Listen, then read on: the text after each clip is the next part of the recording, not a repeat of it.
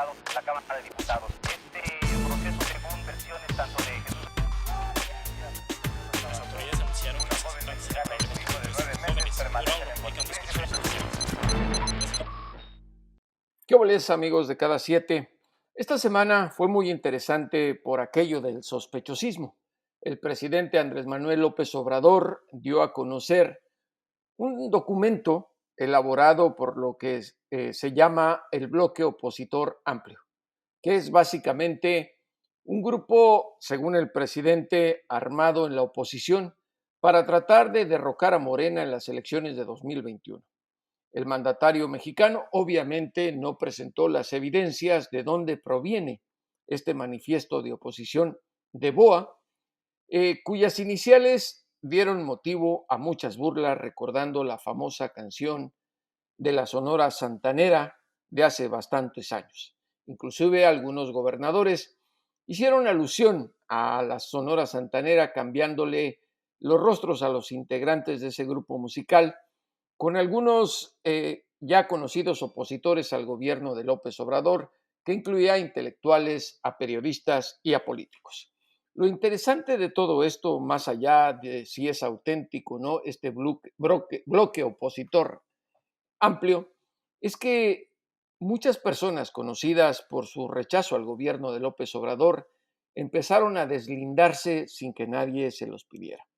Entre estos hay que destacar al expresidente Felipe Calderón Hinojosa.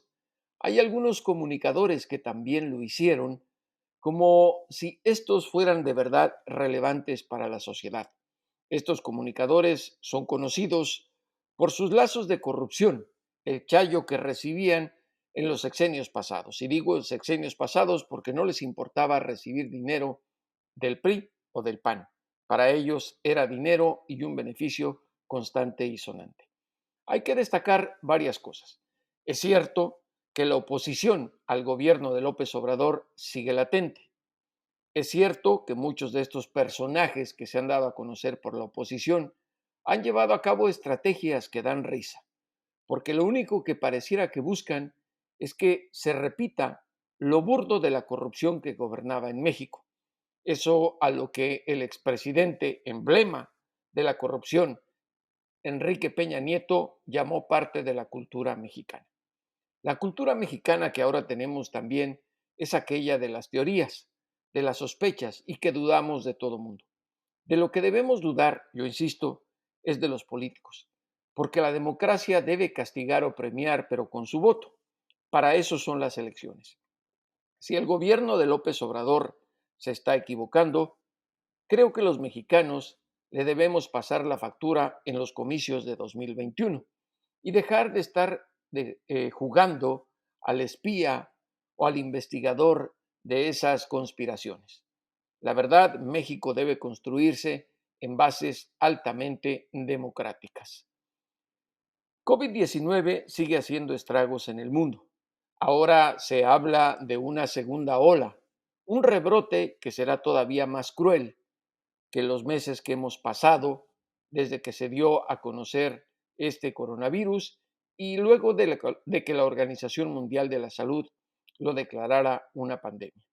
En Estados Unidos ya están habiendo casos muy críticos de un segundo coletazo del coronavirus. Se dio a conocer que en estados como Carolina del Sur, Carolina del Norte, Texas y Arkansas, por ejemplo, que son el sur y el medio oeste, ha habido un rebrote de contagios.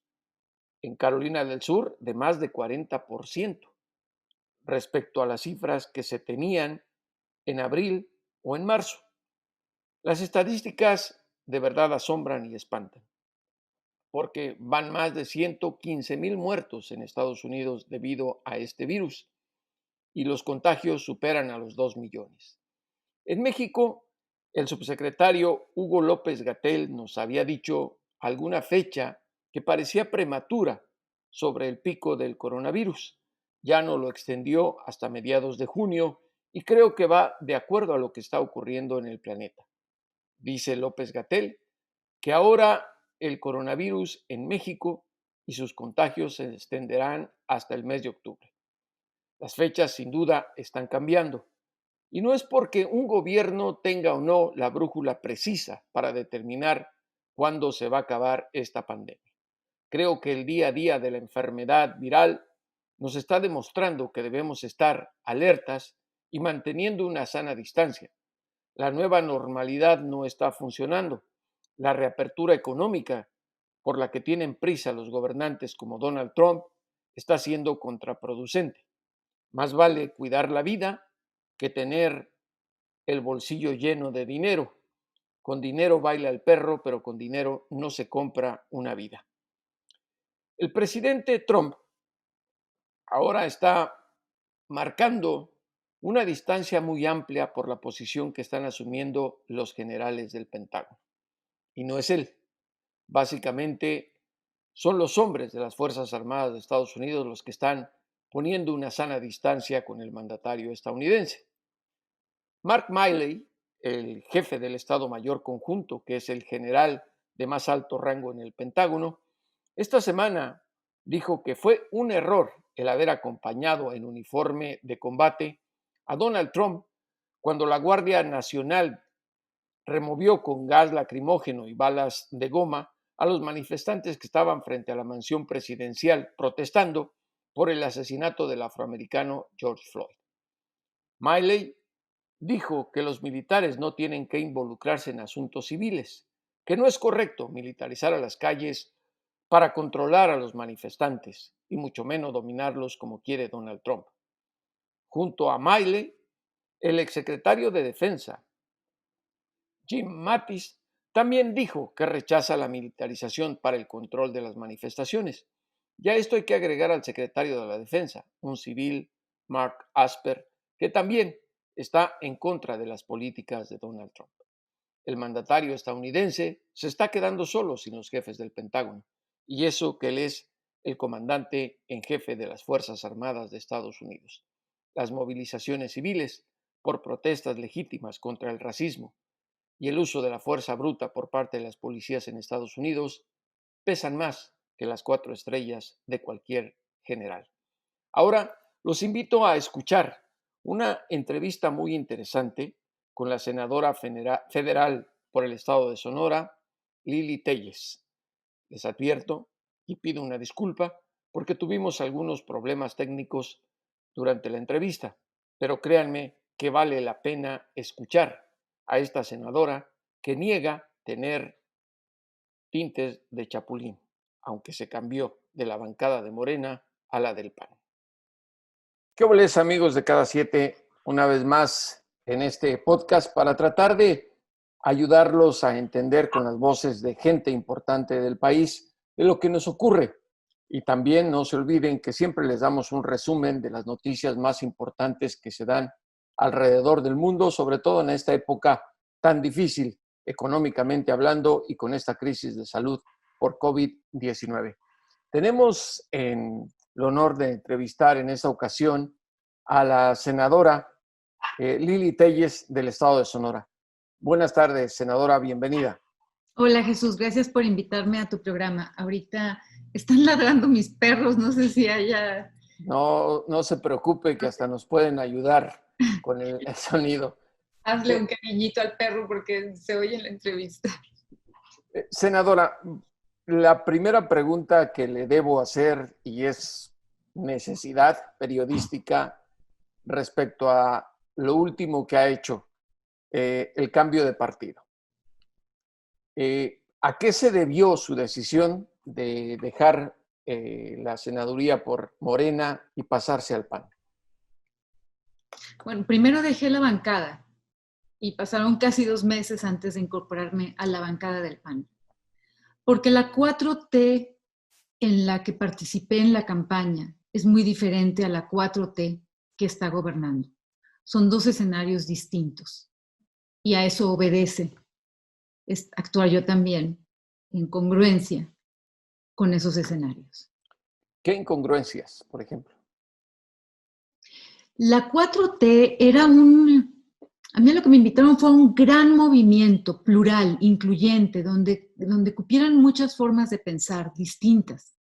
Era una coalición de 3 partidos y al principio como yo no soy de izquierda, yo les decía pues que no comulgaba con algunas cuestiones, pero lo que me decían es que era un gran movimiento en contra de los peores males que hemos padecido en México. Básicamente contra la corrupción, contra la pobreza, contra la injusticia, en favor del Estado de Derecho, todas esas cuestiones que todos los ciudadanos queremos sin importar la ideología.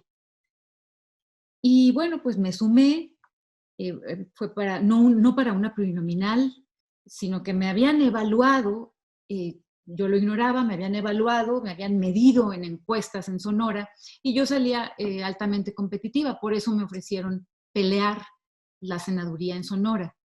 Entonces, pues hicimos una campaña y ganamos. Pero ya en el poder, la 4T ha cambiado mucho. Lo que me preocupa es que los radicales de izquierda se han apoderado de la agenda. Durante la campaña había de hecho propaganda específica para que no cupiera duda de que no había simpatías entre este movimiento y los regímenes como el de Venezuela. Y ya en el gobierno ha sido al revés. Ya en el gobierno ha sido vivan los regímenes como el de Venezuela. Entonces yo tuve que salirme de la bancada. Estuve año y medio ahí y fui viendo poco a poco cómo era otra cosa. Y se los dije en forma interna y se los dije de frente y lo dije en público, que no estaban cumpliendo lo que habían prometido y que estaban proponiendo cosas que no se habían prometido en los templetes. Por ejemplo, el aborto. Porque ahora dicen, es que si esto era de izquierda tenía que venir. Pero y cuando yo planteé lo del aborto para la campaña, me decían, ese no va a ser un tema importante. Claro, porque sabían que si hubieran andado en el país ofreciendo lo del aborto en los templetes, pues no hubieran ganado, porque en este país más del 60% de la población está en contra de la despenalización del aborto. Entonces me da coraje que a la hora de llegar, entonces sí viene la agenda radical de izquierda. Denos un ejemplo claro de esos encontronazos ideológicos, digamos, que tuvo usted con esa 4T, que la invitó a formar parte de ellos y la que ahora usted establece que está al frente del país. Hay una tendencia hacia el estatismo, al más puro estilo de lo que vivimos con Echeverría y con López Portillo. Hay una creencia en el sentido de que el gobierno puede hacer todo y lo puede hacer mejor que los individuos. Y yo no solo no comparto esa ideología, sino que es completamente contrario a lo que pienso. En la campaña, a la campaña que me invitaron después de haberme evaluado en una encuesta para pelear por la senaduría. Es importante decirlo porque no soy plurinominal, me invitaron a una guerra en el estado de Sonora. En la campaña era un movimiento, no era un partido, era una coalición de partidos que básicamente era un grupo de ciudadanos de muchas formas de pensar, que lo que nos unía era querer ayudar al país en contra de la corrupción, la desigualdad y la terrible pobreza que nos tiene en la miseria en México. Todo eso era lo que compartíamos. Los temas muy de la izquierda, como su gusto por regímenes como el de Venezuela, como Cuba, eso se habían desmarcado de ello. Quiero decir que había una propaganda dirigida a que no se viera ninguna simpatía por ese tipo de regímenes. A mí me daba mucha tranquilidad y creía, bueno, ya abandonaron este tipo de ideas que saben que a los mexicanos no nos gustan y era un movimiento que se veía más en la prudencia, en la reflexión y hacia ir contra eso que mencioné. Pero ya en el poder, pues pasó lo que pasa, lo que hemos visto mucho en la historia. Les gustó el poder y salieron y no estaban preparados para el poder. Salieron los grupos radicales de izquierda a imponer su agenda y por eso dejé esa bancada. Hay una cosa que me gustaría que nos explicara un poco. Por ejemplo, habla de la simpatía por Venezuela, por el gobierno venezolano. Eh, yo no he escuchado por parte del gobierno del presidente Andrés Manuel López Obrador una decisión en que digan queremos emular al gobierno de Hugo Chávez.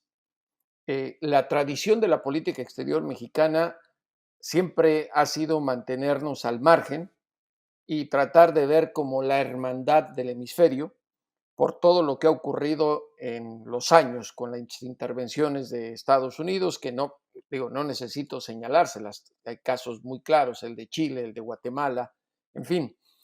Y en el tema de Cuba, me parece que ahí siempre la tradición ha habido esta simpatía por la sociedad mexicana hacia la isla, más allá de las ideologías, porque no todos los mexicanos simpatizan por Cuba por el tema de Fidel Castro, del Che Guevara, de Raúl Castro, sino somos siempre como esa especie de satélite de hermandad.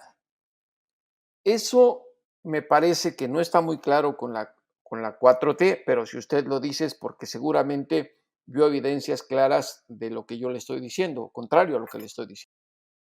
Sí, una cosa es, hay que separar. Una cuestión es la población.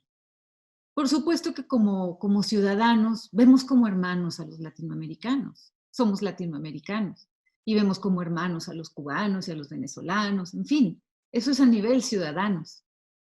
Yo estoy hablando de grupos radicales de izquierda ¿Cómo cuáles? que tienen, bueno, hay cabezas muy mediáticas.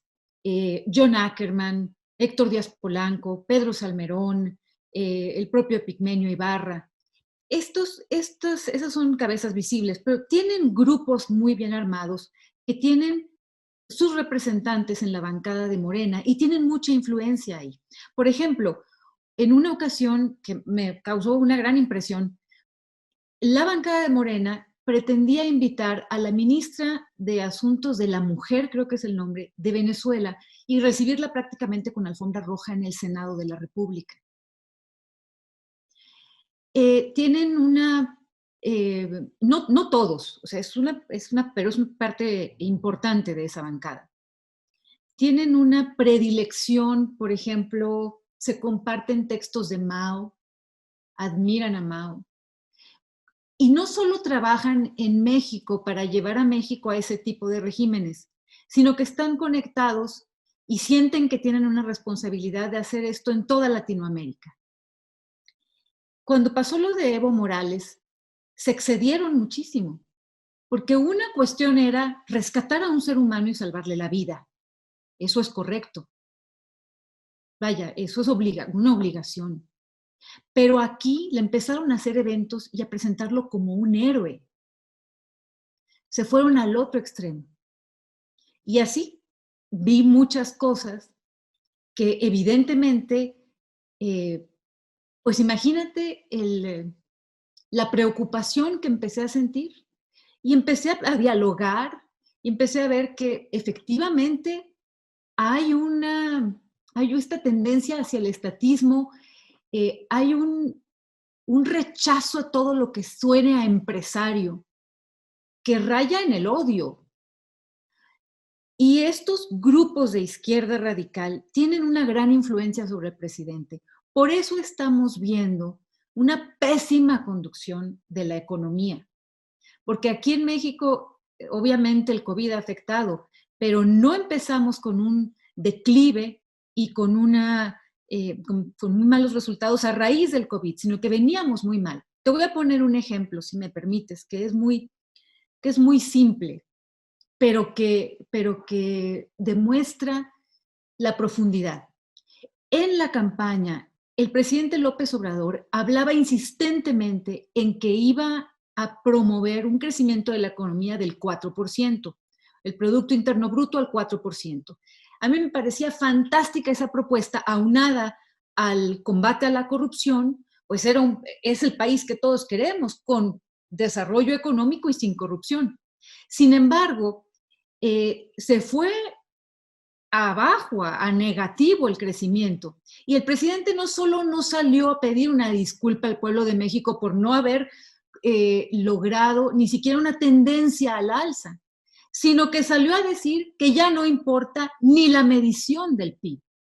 Ese es un ejemplo muy gráfico, muy identificable, muy simple, pero que tiene una enorme profundidad, porque te habla de cómo ha llegado un grupo que no le entiende a la economía, que es bastante negligente, que no está preparado y nos tienen en un problemón económico tremendo. Pero aquí hay una cosa muy clara. Cuando andan en campaña los políticos prometen todo. Una cosa es ser campaña y una cosa es estar al frente del gobierno.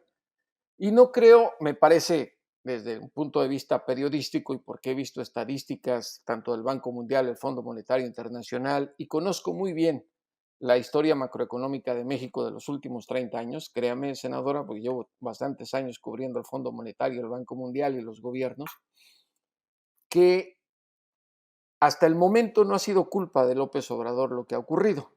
Llegó con una economía que estaba en cero, crecimiento, herencia de toda la corrupción que por años, saqueos al país, y era increíble pensar siquiera que en los primeros 2, 3, 4 años iba a sacar al frente a México. Se vino COVID, se vino el problema de la recesión en Estados Unidos, que ya es oficial, y el coletazo nos va a tocar a fuerza a los mexicanos por esta gran integración comercial que no empezó López Obrador, pero que obviamente, como es política y en los tiempos que son tan cortos para esto, en lugar de tratar de corregir, lo que se busca es culpar. Y no estoy justificando al presidente, ojo, creo que sí se ha equivocado en muchas cosas, pero también decir que ha sido culpa de él me parece que no es totalmente correcto, porque estaríamos descontando tantos años que se ha afectado a la economía de manera tan negativa a raíz del Tratado de Libre Comercio de América del Norte, y están las cifras, no lo estoy inventando ni siquiera tratando de solventar nada, pero usted lo sabe muy bien, por ejemplo, en el sexenio pasado, el costo económico a México de la corrupción. Y no se trata de sacar números. Entonces, pareciera que hay posiciones en las que solo buscan culpar a un responsable que está al frente de la presidencia, cuando el sistema macroeconómico en México es más complicado, ¿o no? Evidentemente, el desastre económico fue provocado por pésimas administraciones pasadas. Vaya, lo de la corrupción, el robo, las tranzas, todo eso ya lo sabemos y lo hemos denunciado muchos periodistas a lo largo de nuestras vidas. Incluso yo me fui más allá, hice campaña contra el PRI, contra el PAN, por ineptos, por corruptos. Pero eso, Jesús, ya lo sabemos, eso no es noticia. Este gobierno lleva 1 año y medio. No es justificación decir, no importa la medición del PIB, olvídense de ella. No sería más honesto decir, no hemos podido, a salir a decir, ya olvídense de esa medición. Pero no se le hace un poco temprano para llegar a un juicio como eso, no lleva ni 2 años. Lleva 1 año y medio y creo que se pudieron haber hecho muchas cosas, porque hay muchas cuestiones que han sido decisiones de este gobierno, malas decisiones de este gobierno. Ahora, hay una cosa. Ya sé que los políticos en campaña prometen todo. Y bueno, pues tienes razón, pero no me parece que tengamos culpa quienes creímos que lo prometido se iba a cumplir tal cual. Te pongo, por ejemplo, los casos de... La bandera fue la lucha contra la corrupción y contra la pobreza. Sí me pregunto, ¿qué habrá un pacto de impunidad? Lo cual me da terror pensar. Pero a 1 año y medio, si fuera para que viéramos resultados, los índices de corrupción están igual. los índices. Creo que ayer o antier salieron unos reportes. Y te voy a poner otro ejemplo. Romero Deschamps, a quien yo particularmente como periodista estuve siguiendo y denunciando. Romero Deschamps, el líder petrolero, que representa, es la encarnación de la corrupción. Entre el sindicato y la política y los empresarios, todo revuelto, es la encarnación. No lo tocan ni con el pétalo de una rosa. El Baester Gordillo, a ella, lejos de tocarla con el pétalo de una rosa, le regalan orquídeas. O sea, hay muchas cosas que están muy raras, Jesús, No, sin que no duda, esperábamos esto. sin duda. Entonces yo no Creo, puedo ser cómplice de ello. Cuando vino lo del COVID, empecé a ver que pusieron a un charlatán en López-Gatell a manejar la pandemia. No le daban, o sea, teníamos rato en México por nuestra posición geográfica viendo lo que estaba pasando en el mundo. No le daban importancia. Y empecé a ver cómo decían ahí mismo en el Senado, ay, no pasa nada. Y el mismo presidente, ay, no pasa nada. Cuando estaban pasando todo, no en otra galaxia, sino en China y luego en Europa. Y luego nos estuvieron diciendo que ya estaba controlada, que domada, que esto. Y todo ha sido, no es cierto, es un gran demagogo el que está manejando esto. Entonces yo empecé, ante el mal manejo de salud y cuando empecé a conocer del ocultamiento de cifras de contagiados y de muertos, yo dije, hasta aquí. Y me salí de esa bancada. Entre muchas otras cosas que podríamos estar una hora platicando. sí, es un reclamo que se le hace desde digamos, el podio periodístico, ¿no? El hecho de que no quiere el gobierno del presidente López Obrador que se hable de manera negativa de lo que está ocurriendo en términos de salud. El proceso nos ha tratado de amarillistas por las fotografías, por los textos de lo que ha ocurrido en materia de salud. Y efectivamente uno no entiende el por qué. No ha sido, como se prometió en algún momento, el castigo contra figuras corruptas en la historia reciente, como usted ha mencionado, a Carlos Romero de Champs, a el Baster Gordillo, pero podemos seguir con la lista, ¿no? Los propios expresidentes, el caso de Emilio Lozoya Austin en Pemex, y más evidente lo de el expresidente Felipe Calderón, que está todo muy claro que sabía de las acciones del narcotráfico de Genaro García Luna. Pareciera demasiado prudente el presidente López Obrador en todo esto. Es lo que mucha gente no entiende. ¿Qué arreglos puede haber detrás de lo que vemos públicamente tanto la prensa como la sociedad? Pero también hay una cosa, senadora, que supongo que usted lo ha vivido en carne propia. El movimiento de Morena por López Obrador arrasó en las elecciones con las que él llegó a la presidencia y muchos personajes se involucraron en ese partido en el momento para ganar. No estoy diciendo que sea su caso, usted ya nos dijo que no es pluri, pero la visión pública que se tiene es la tradicional en nuestro país de los chapulines que brincan conforme al lugar a otro. Y a usted se le ha acusado de ser parte de los chapulines que brincó de Morena al PAN, a un partido que quedó totalmente diezmado y desprestigiado en los últimos años. ¿Por qué al PAN? A ver, voy por partes porque me has hecho muchos comentarios. Mencionaste García Luna. Qué bueno que García Luna estaba en Estados Unidos, porque lo atraparon. Si García Luna estuviera en México, seguiría libre. Ojalá y no lo extraditen a México, porque aquí me da temor o que quede libre o que quede en una cárcel mexicana. ¿Cómo son las cárceles mexicanas? Son hoteles de lujo. Entonces quedaría con muy buena vida aquí, o libre o en cárcel mexicana. Ojalá se pudre en la cárcel allá, porque hizo mucho daño. Luego mencionaste que el presidente López Obrador arrasó. Efectivamente, muchos personajes se sumaron a él porque calcularon que iban a ganar. yo no me sumé a él, yo no los busqué. A mí me buscaron porque me evaluaron, me buscaron para pelear. Y cuando terminé aceptando, me llevó mucho tiempo aceptar.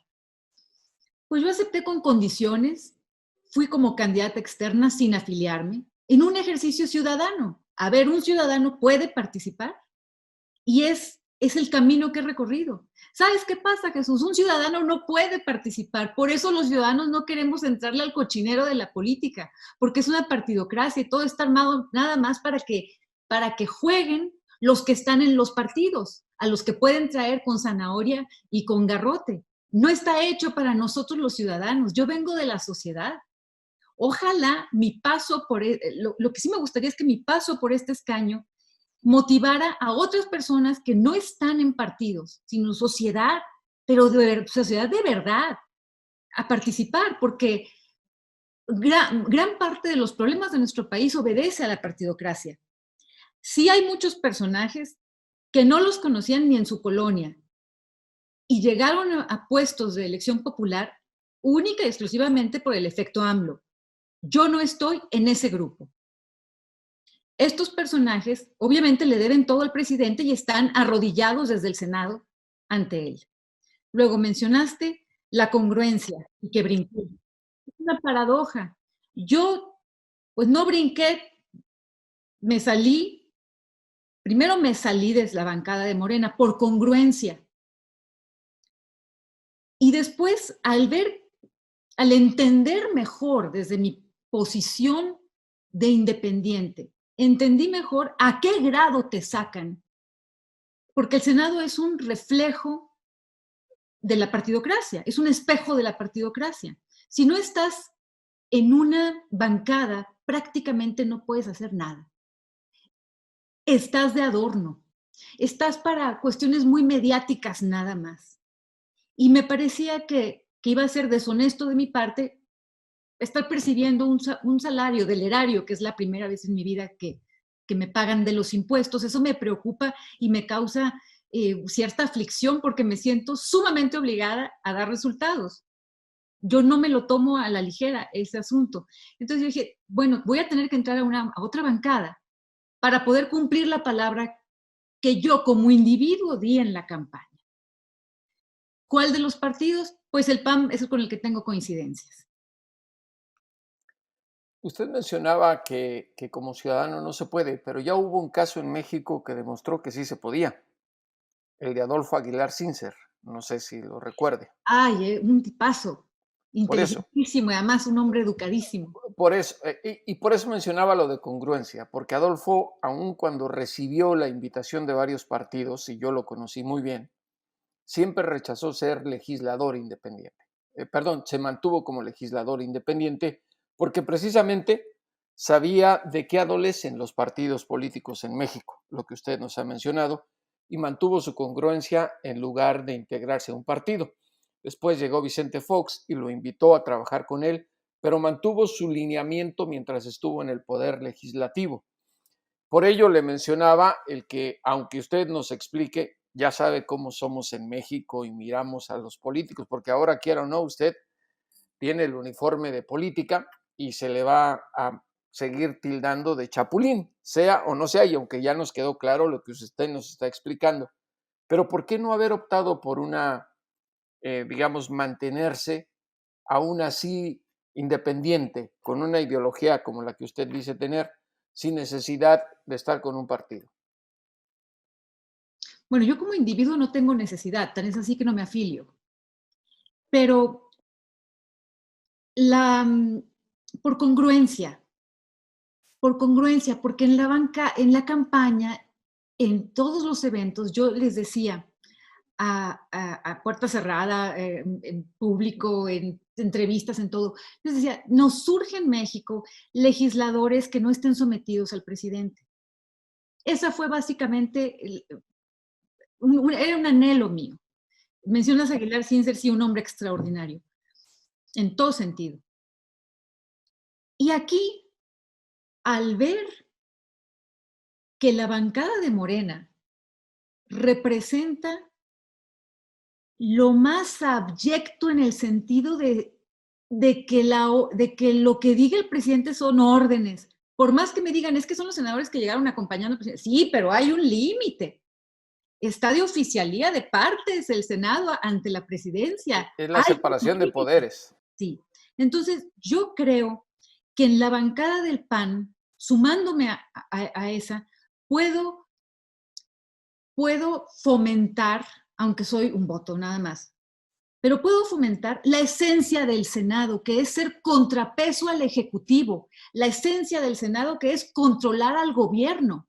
Sí, pero Evidentemente las leyes, pero esa es la esencia del Senado, sí, porque la acumulación, permíteme, me hiciste una pregunta muy larga, aquí tengo anotadas varias cosas y intento responderte todas tus dudas. Por supuesto que me duele quedar como político que brincó. Yo entiendo del desprecio que hay hacia ello. Yo misma lo desprecio. Los ciudadanos estamos hartos de los políticos en este país. Por eso los ciudadanos no queremos entrar cuando nos invitan. No era ni la primera vez en mi vida que me invitaban. Dije, bueno, a lo mejor ahora sí se puede y se respeta. Pero, ¿qué pasa? Pues imagínate la cantidad de ciudadanos que están viendo lo que me ha ocurrido, que han de decir, con menos para entrarle. Pero ya nadie me platica. Yo con toda honestidad, saliendo de la sociedad, definida no por un partido, sino definida por mi trabajo, por mi familia, por mi religión, por mi educación, intento pasar por esto sin mancharme y creo que sí lo puedo hacer, porque en el ámbito periodístico he andado en los mundos más bajos y no me he manchado, he podido cruzar con honestidad y así lo voy a demostrar, como lo he hecho toda mi vida.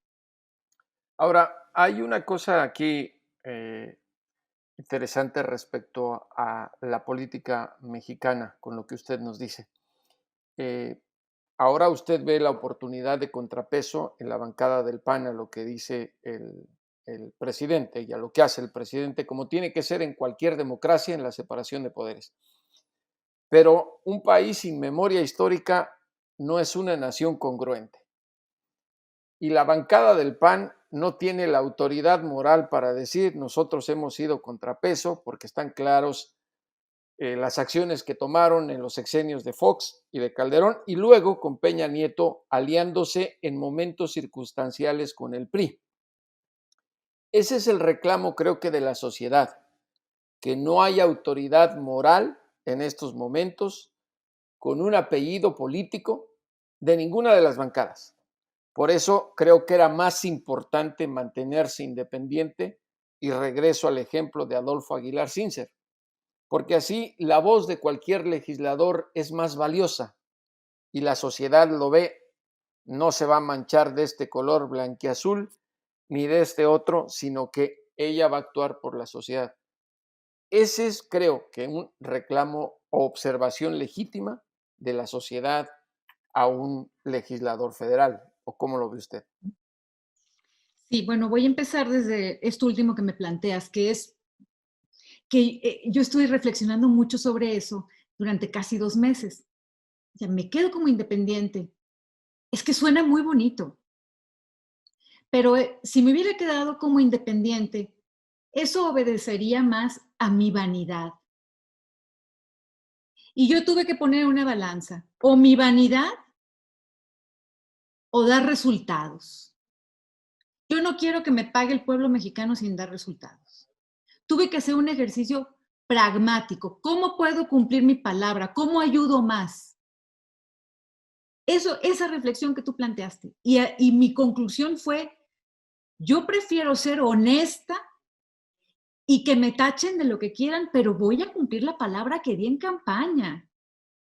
La he estado cumpliendo y lo voy a seguir haciendo como he defendido mis ideas toda mi vida frente al público. Entonces, si había que pagar ese precio, bueno, yo creo sinceramente que mi actuar va a quitar dudas. Porque, insisto, hay que pensar en los individuos, no tanto en los partidos. Mucho del problema es que aquí, y tú lo sabes muy bien, entra el discurso de derecha o de izquierda y ya valió, Jesús. Es que en México no tenemos ideologías. Y luego hablabas de la memoria histórica. permíteme contestarte. Es que me haces muchas preguntas en una. Hablabas de la memoria histórica. Evidentemente, esperemos que nunca se olvide lo que pasó, porque es muy importante dejar claro que el hecho de que yo me pase esta bancada no significa que yo avalo lo que hizo el PAN, de ninguna manera. Fui crítica del PAN y ahorita te lo digo con todas sus letras, hicieron un trabajo malísimo, tan es así que perdieron. Pero eso no significa que porque yo ahorita esté en esa bancada, yo avalo toda la bola de corrupción con la que salieron en los 2 sexenios que gobernaron, y en particular en Sonora, con Guillermo Padres, que ahí está en su casa libre. Eso no significa. Simplemente soy un ciudadano dar, tratando de dar resultados para lo que fui electa. Y también hablabas de todo esto, de los priistas. Morena es como un licuado de los más acérrimos priistas y perredistas. Y ahorita podemos ver que no es nuevo, pero ya empezó hace unos meses, nada más vemos recrudeciendo una canibalización entre ellos. Porque ¿sabes qué, Jesús? Están en el poder, les fascinó el poder y van a hacer lo que sea por conservar el poder. Y o sea, olvídate de que sus enemigos no son, no es la BOA, que para mí eso es un invento. Esos no son sus enemigos, los enemigos son ellos mismos. No tienes idea del grado de canibalización y de ambición, cómo se soltó la ambición de ver, ya manejamos el presupuesto, ya podemos hacer todo lo que querían. Y entonces, con más rudeza que nunca, se están peleando. Yo no puedo vivir ni trabajar y no debo, me gustaría que hubiera una ley que prohibiera que del Senado se fueran a las gubernaturas. Si ahí está la primera traición al pueblo, en que los legisladores trabajan para su siguiente cargo, no para la gente. Yo lo dije 1000 veces toda mi vida. A la Ahora, libertad que tengo es porque yo entré a esto de buena fe, sin ánimo de empezar una carrera política y sin necesitarlo ni en términos económicos ni en términos profesionales. ¿Sabes qué me he dado cuenta, Jesús? Que hay muchas personas que simplemente no creen ya que existe la buena fe. Pero yo entré de buena fe, así, con esta ingenuidad, sí que es que te lo estoy diciendo, porque creo en la buena fe y porque creo en la buena entraña y en la buena educación y en la responsabilidad cívica, porque así me educaron. le voy a hacer 2 preguntas más por el tiempo que tenemos. Una, usted mencionaba que pareciera que el presidente tiene cierta reticencia a incluir a la iniciativa privada en su gobierno. Sin embargo, se le ha reclamado que tiene por lo menos a un empresario favorito, a Ricardo Salinas Pliego, con el cual, y le digo lo que se dice, a usted la ligan mucho por su trabajo anterior como reportera. Eso por un lado. Y usted mencionó precisamente a la BOA, el bloque opositor amplio, del cual, aunque sin presentar pruebas de la originalidad de esto, empezaron a deslindarse toda la gente o muchos del círculo rojo, políticos, hasta comunicólogos, que quien les dijo, como dice el dicho, ¿no? Les quedó el saco, tal vez. Porque no había necesidad, el que nada debe, nada teme, no hay por qué deslindarse de algo así. Es lógico que en cada gobierno, del apellido o color que sea, va a haber oposición, de eso se tratan las democracias. Pero como que se ha visto de una manera hasta violenta, tanto la oposición como la gente que respalda al gobierno de López Obrador. Algo nos ha pasado a los mexicanos. Pareciera o da la impresión de que ese odio que se le tiene a López Obrador es porque la gente quisiera que regresáramos a la época de la corrupción, a lo mismo que nos jodió tanto y que precisamente nos tiene como estamos. ¿Qué opina usted de estos puntos que le planteo para cerrar esta conversación con cada 7, que le agradecemos mucho, senadora? Si me falta algo es porque de pronto te dejé de oír. pero tú me dirás. Voy a empezar otra vez, a como fui apuntando. Es que eres duro, planteas muchas ideas que me encantaría poder responder todas. Si te deslindas, si te acusan. Sobre todo, Jesús, si te acusan desde Palacio Nacional, te tienes que salir a deslindar. Es muy serio. Si a mí me acusan desde Palacio Nacional de estar en la BOA o de alguna, cualquier cosa que no sea cierta, me deslindo. Además, hay un componente humano. La difamación duele. A cualquiera, si a ti te dicen que te robaste un lápiz, te vas a enojar. La difamación duele, es una condición humana. Si alguien levanta un falso de mi persona, yo voy a protestar, no me voy a quedar mirando. Es una condición humana, honesta. Pero en el caso de los que se deslindaron de eso, pues olvídate, tenían obligación de hacerlo. ¿Tú crees que es fácil ser acusado desde el Estado y saber que tienen todo el aparato del Estado contra uno? Yo lo viví en una ocasión hace 20 años. Es muy duro. Entonces, tenían obligación de deslindarse, ese es mi punto de vista, yo también lo hubiera hecho. Lo de la BOA me parece una cuestión armada por los mismos grupos radicales de izquierda con un nombre pegajoso no para distraer la atención, sino para ya dar el arranque de campaña. Miren, los malos son todos ellos y son unas serpientes. Pero fue tan burdo y tan mal hecho que fue un boomerang, porque fue muy chistoso. Yo puse un tuit en el que digo, pues el chupacabras fue destronado por la BOA. O sea, le salió mal. Te voy a decir por qué. Porque andan muy desesperados y porque todo lo ven en esta polarización. Si es una propuesta de la derecha, es enemiga. O sea, no, es un diálogo de sordos. Lo vi en el Senado. Lo propone el PAN. No vale. Aunque estuvieran planteando la cura para el cáncer, Jesús. Y eso es deshonestidad intelectual. Es deshonestidad. Ya lo viví. Ya no me lo cuentan, te lo digo con la autoridad que me da, que estoy hablando con la verdad. Mi papá decía siempre que la verdad tiene fuerza propia. Luego hablabas de Ricardo Salinas Pliego y de que acusan que no quieren a los empresarios. Yo lo que veo es que a los empresarios los han invitado mucho. Y lo que veo es que les dan cuerda y que lo que dicen los empresarios les entra por aquí y les sale por acá. Porque la realidad es que piensan que el Estado, esto es muy profundo y esto es muy, muy delicado, piensan que los empresarios son malos per se, que el Estado puede hacer todo y lo puede hacer mejor. O sea, van hacia una élite con privilegios y abajo todos los demás. Es esto que han estado difundiendo en el sentido de que anhelar bienestar económico es malo. ¿Querer tener más de un par de zapatos es malo, Jesús?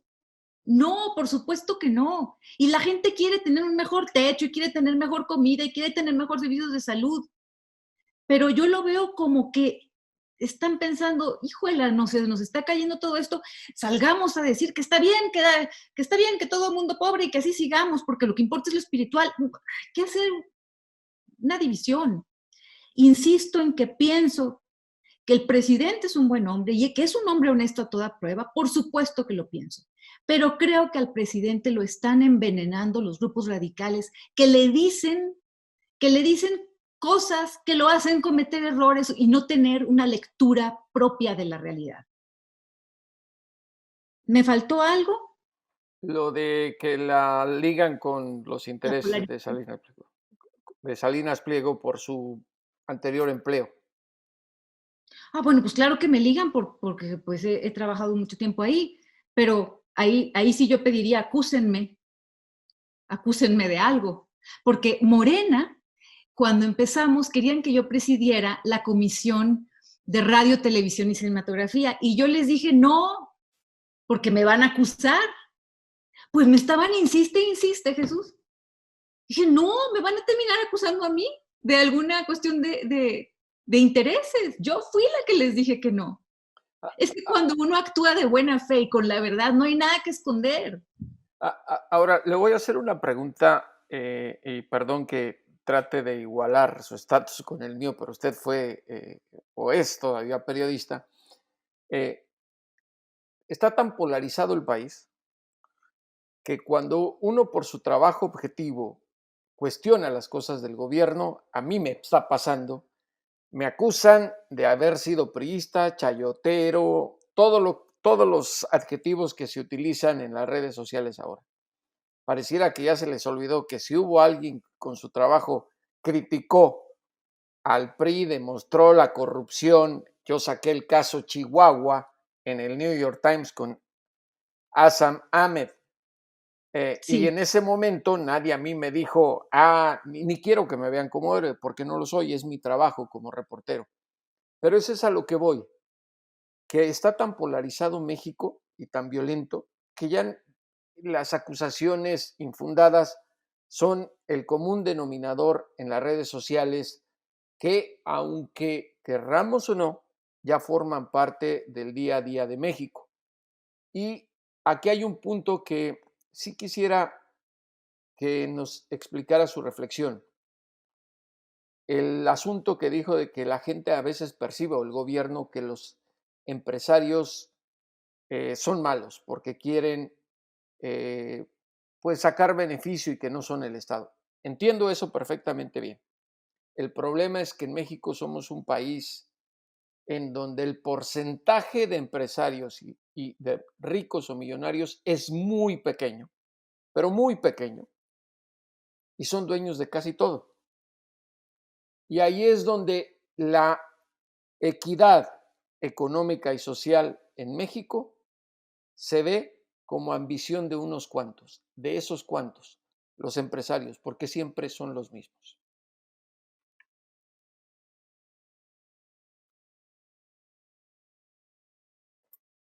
Le pedía ahí su observación al respecto. ¿No me está escuchando? ya te escucho.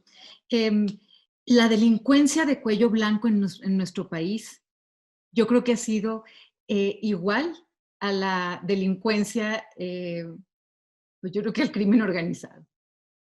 Eh, me, me- Me ha tocado hacer trabajos sobre ese punto. Y en particular hubo uno que me dejó muy marcada, porque hice unos documentales contra Roberto Hernández por su venta de Banamex en el tema Fobaproa. A mí me gustaba mucho este discurso de López Obrador sobre el Fobaproa, sobre las tranzas. Roberto Hernández nos robó a todo el país, nos dejó con deudas y él siguió siendo un millonario. Por supuesto eh, que tienen una muy mala imagen ganada a pulso, ese tipo de personas. Y no queremos una sociedad en la que hay un grupito de 10 personas y la clase media es pequeñita y luego tenemos eh, definido por deciles una clasificación de la pobreza, que si es menos pobre, más pobre, que si está en la línea de pobreza alimentaria. Hay en México 6 millones, según el último dato que vi, 6 millones de personas en pobreza alimentaria. Por supuesto que no podemos estar en eso. Por eso son de las cosas por las que me sumé, por las que dije yo, pues es que sí, nadie queremos esto. Pero eso no significa que ahorita, que se justifique lo que están haciendo ahorita. Yo repruebo totalmente lo que hicieron PRI y PAN.